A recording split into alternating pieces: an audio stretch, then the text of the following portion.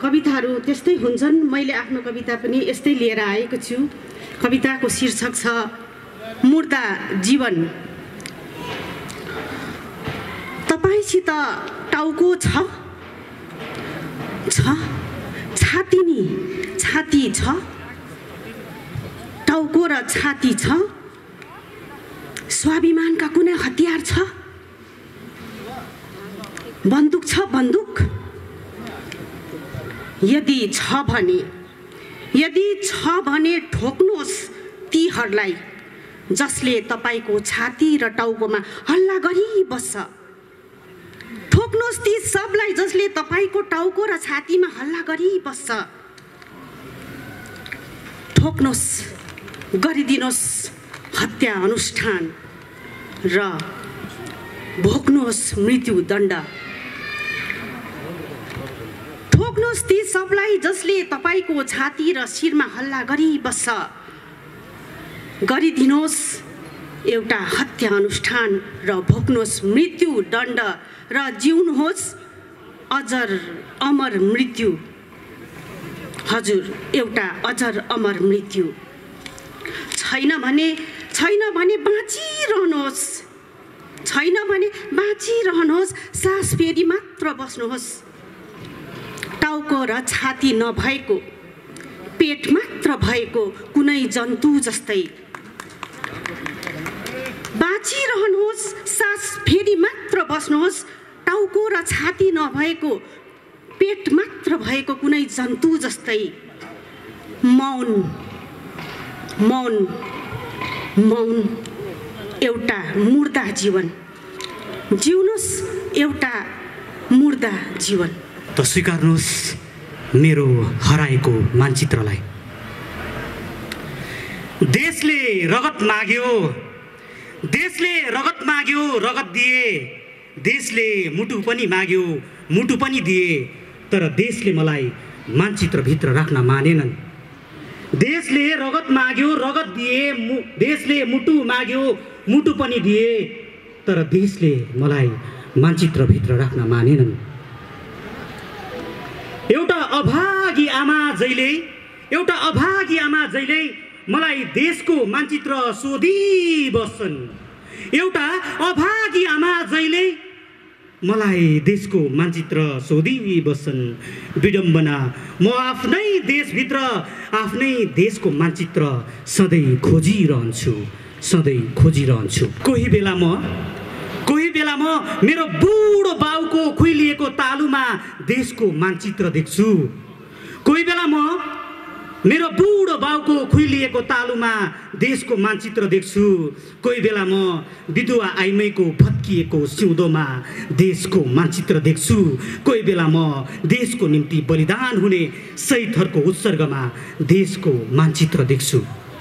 तर चिनेन देशले मेरो बुढो बाउलाई, चिनेन देशले विद्रोहीको भत्किएको सिउँदोलाई, चिनेन देशले बलिदान हुने शहीदहरूलाई, चिनेन देशले बलिदान हुने शहीदहरूलाई।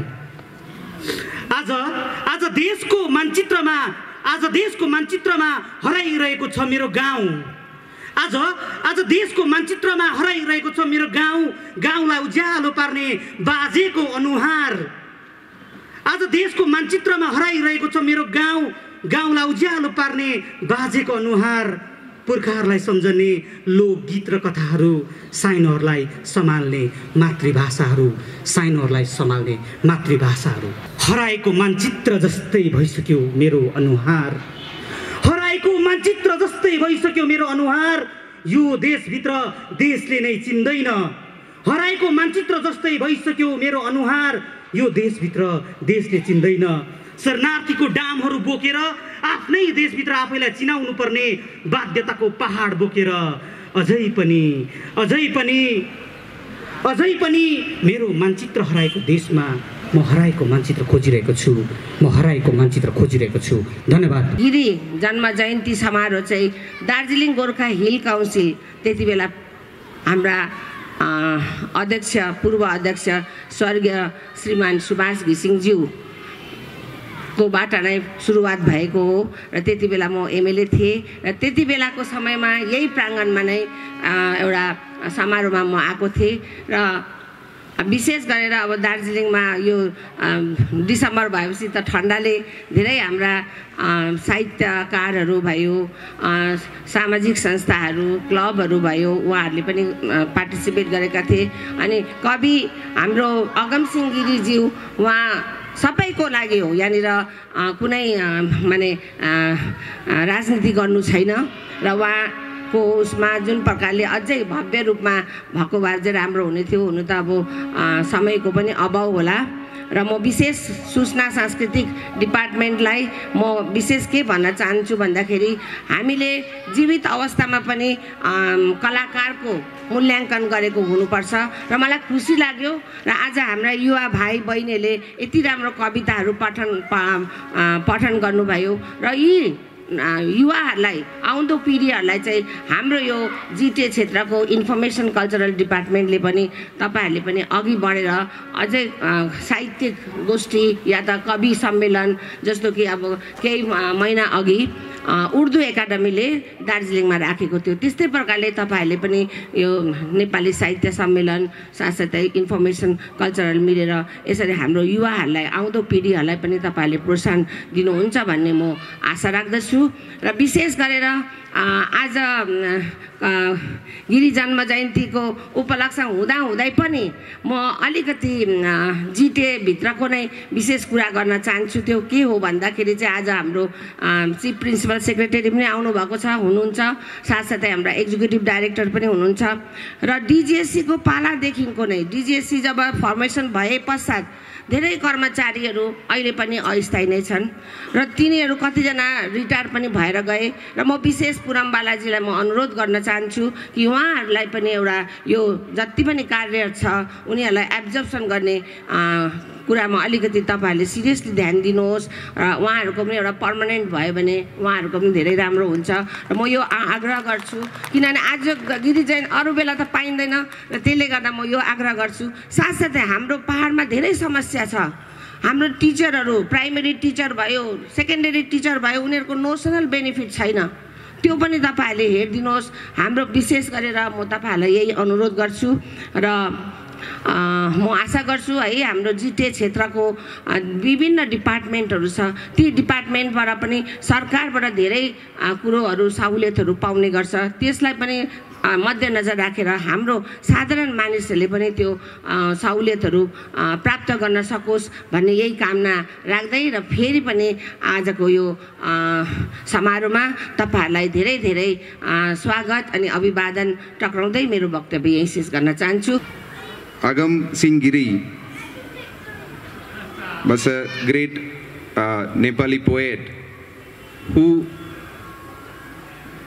took the beauty of Nepali language to the common people through his literary works like Yuddhara Yuddha, Yad, Atmavyata are few among his great works. Naula Ke Tara Udaya is one of his immortal songs. A language beauty can be expressed only through art. एक language में इतना beauty है, इतना richness है, इतना variety है, diversity है, उसका हम आर्ट माध्यम में हम दिखा सकते हैं, एक्सप्रेस कर सकते हैं. So poem or literary works are one among such art through which one can express beauty and richness of the language. Also, one can express the natural feelings, inner feelings through such art. Poet Agam Singh Giri was such poet. He expressed richness of Nepali language with simplicity through his literary works. Department of Information and Cultural Affairs, GTA, has been observing this day as Giri Jayanti in commemoration of the poet's work every year. and GTA declare a local holiday in its offices in this day in honor of the great poet. So we have initiated the prestigious Giri Purushkar to be conferred upon the eminent literary figures, musician and dramatist, for their unstinted and outstanding contribution in their respective fields. 14 such eminent personalities are being conferred upon Giri Purushkar till now. This year, the eminent writer, biographer of Darjeeling, Shri Jeevan Kumar Labar, will be presented the prestigious Giri Purushkar in literature. I convey my congratulations and best wishes to Shri Labar.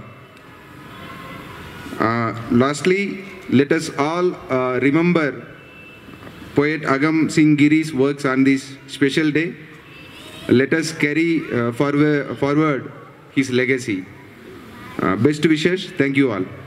कविता को शीर्षक हो hero हराएको मुलुक हाम्रो। अहिलेको स्थिति त्यस्तै भइरहेछ। हिरो हराएको मुलुक हाम्रो। तिम्रो इशाराले मात्र पनि बुरुक बुरुक उफ्रेकै हो गाउँ।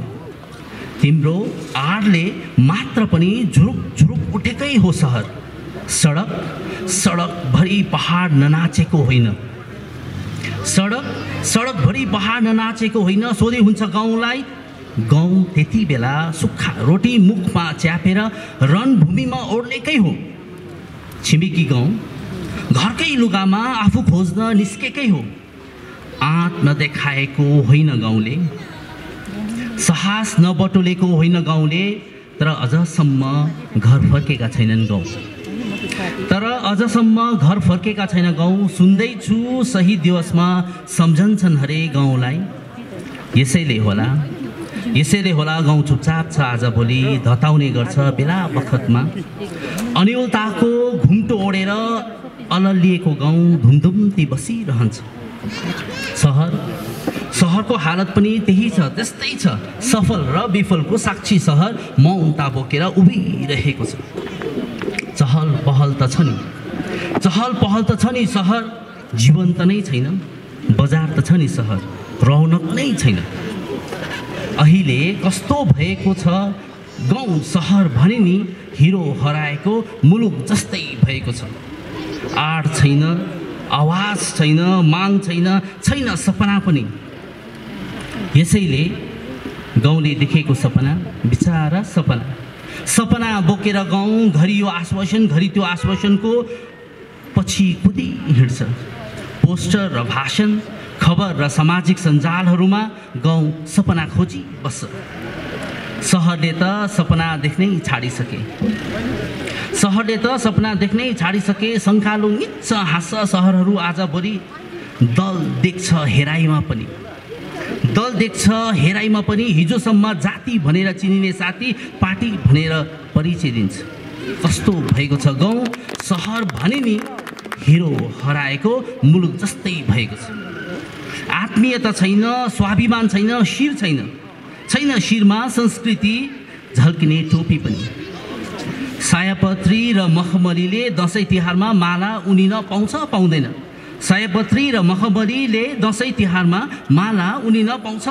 चामलले आफू रङ्गिएर निधारभरि आशिष वर्षाउन पाउँदैन। संस्कृति डिप्रेसनमा परेको छ। कुनै पनि क्षण आत्महत्या गर्न बेर लाग्दैन। अक्षरहरू वर्णहरू धर्म सङ्कटमा परेको छ।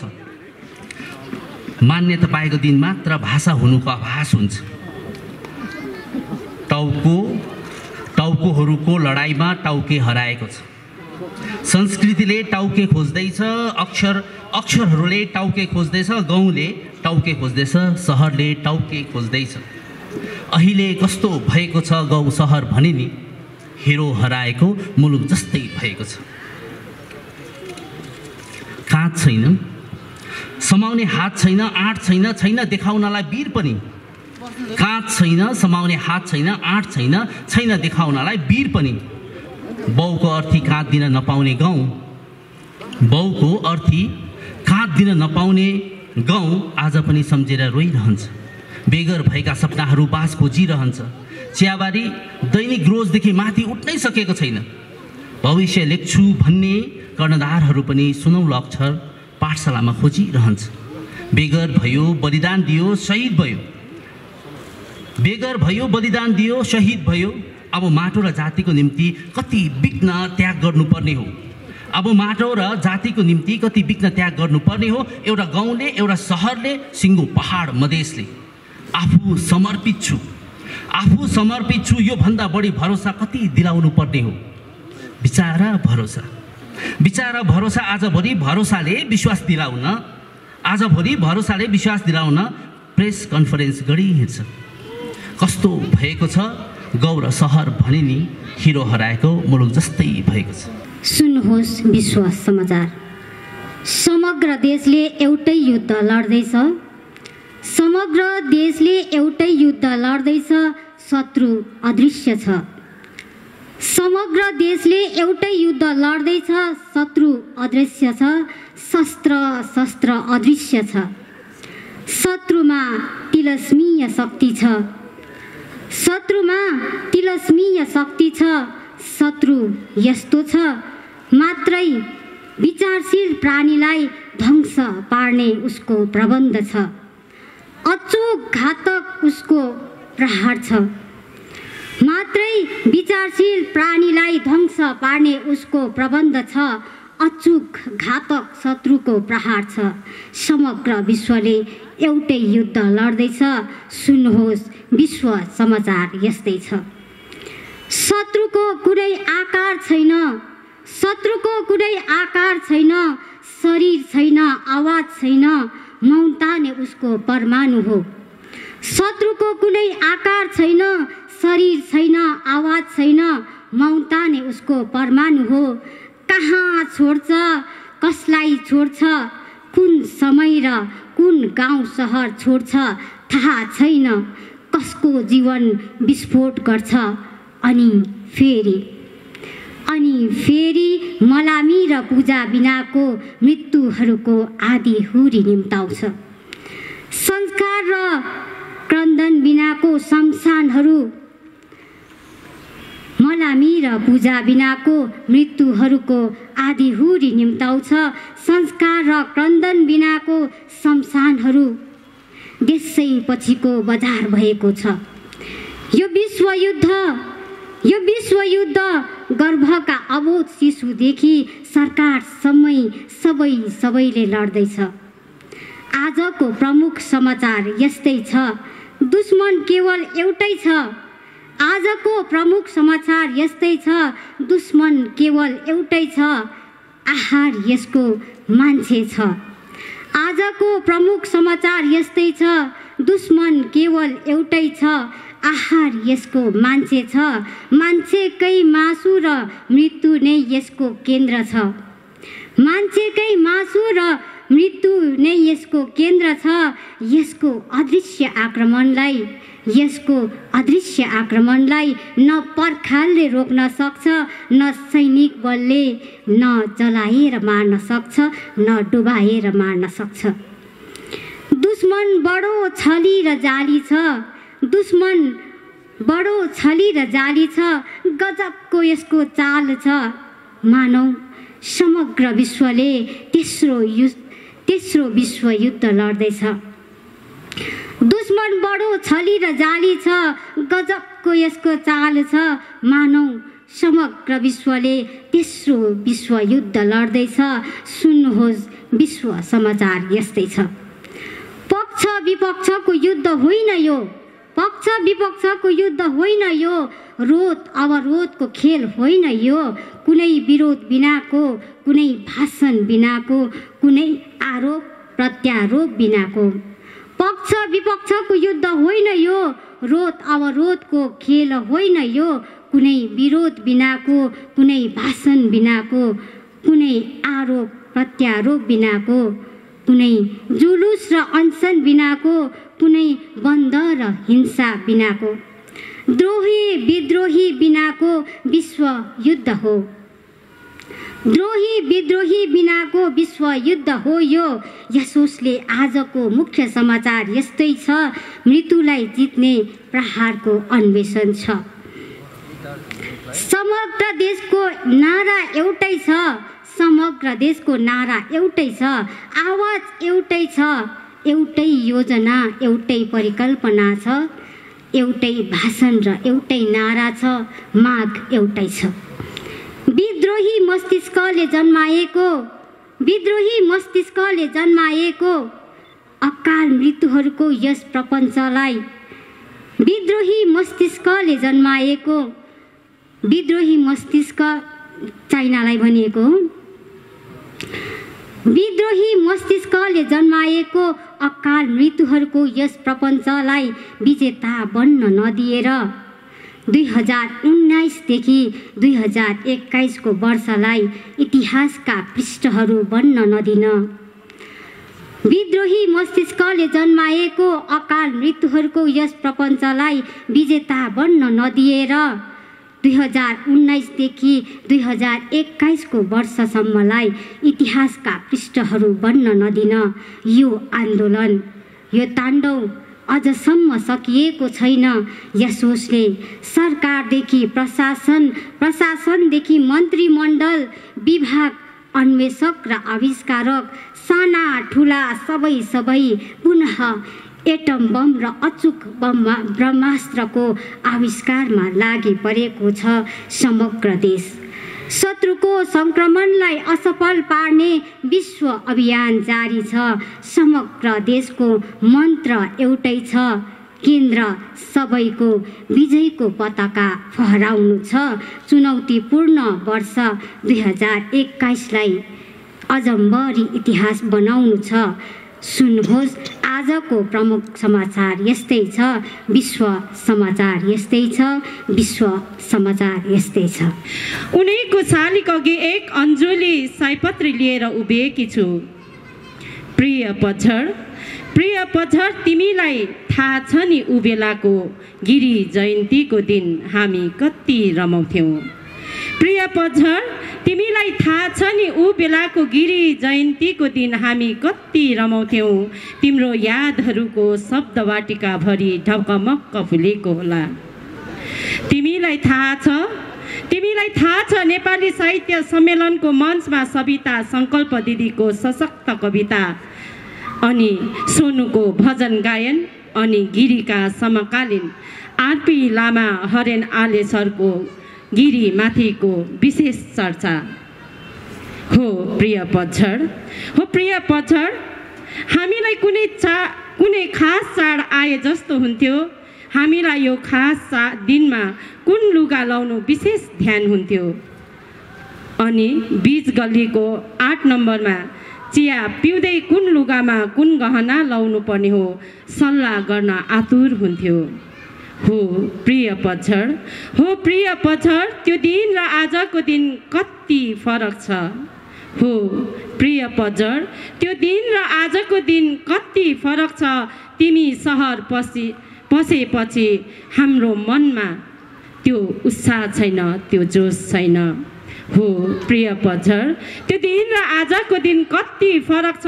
तिमी सहर पसेपछि हाम्रो मनहरूमा त्यो उत्साह छैन, त्यो जोस छैन। तिम्रो त्यो झुकेको नजर, तिम्रो ओठको रङ, तिम्रो सुकोमल केश राशि, तिम्रो सुन्दरताको जब गाउँका युवकहरूले वर्णन गर्थ्यो नि, तब तिम्रो गालाको रङ रातो गुलाब जस्तो अनि चाँप गुराँस झैँ ढकमक्क फुलेको हुन्थ्यो। फेरि बिस्तारै लाजले तिम्रो निधारमा मसिना मोतीका दानाहरू टलक्क टल्किन्थ्यो। कति पवित्र थियो त्यो वर्णन गर्ने विचारहरू, समर्पणहरू। अनि तिमी र हामीले स्कुल जाँदा बाटोमा भेटाउने त्यो सानो पहरामा झुप्पा सुन्तला झैँ पाकेको ऐसेलु अनि काली गेडीलाई गोजी भरेर जाँदा स्कुलको सजाय पाउनुको मजा। प्रिय पछाड, तिमीलाई थाहा छ तिमीलाई थाहा छ त्यो माइली बुजुको बारीबाट मुला चोरेर नुनमा चोप्दै मर्याङ मर्याङ चबाउँदै खाएको, आलु खनेर इस्कुस झारेर आधा कल्चो पोलेर खाँदै गर्दा माथि घरको डिलबाट माइली बुजुले पानीले हिर्काएको यादहरू, गनाउने पातको झ्याङमा क्याम्प भन्दै चोर पुलिस खेल्दै गर्दा त्यो गाउँभित्रको अर्को पाटोमा हुर्केको युद्ध र योद्धाहरू। तिमीलाई थाहा छ नि गिरीको शिरमा उठेका हिमाल जस्तो अग्लो टोपी। हामीले सधैँ एक अर्कालाई प्रश्न गर्थ्यौँ गिरीको शिरमा किन यत्रो अग्लो टोपी। हामी सधैँ एक अर्कामा प्रश्न गर्थ्यौँ गिरीको शिरमा किन यति अग्लो टोपी। जब यी प्रश्नको जवाबहरू पाए नि तिमी सहरमा छौ, म कता कता हराएको धमिलो अनुहार। हाम्रो गाउँमा यतिखेर आलिसान महलहरू सल्बलाउन थालेको छ। हाम्रो गाउँका तितेपाते बनमाराहरू जब सहर पसे नि ठिक त्यही समय हाम्रो गाउँमा एक हुल विचार भुइँ खस्दै थोत्रे झोलामा एक मुठी कपास बोकेर पसेका छन्। अनि हाम्रा कङ्करका खाँबोहरू दिउँसै डकैती गर्दै हिँड्न थालेको छ। यति मात्र कहाँ हो र जब मौरीका चाखाहरू निर्माण हुन थाल्यो नि त्यो समय र टाउको नभएका अज्ञात लासले मलाई प्रश्न गर्यो, तिमी टिस्टाको धनी हौ? यदि हो भने तिम्रो नसामा कति बग्दैछन् टिस्टाको पानी। उसले मलाई प्रश्न गर्यो, तिमीहरू खाली शालिक राम हौ अनि हामी त्यही शालिक रामका मालिक हौ। हो प्रिय पतझड, अब तिमी आफ्नो गाउँ फर्केर आउनुपर्छ।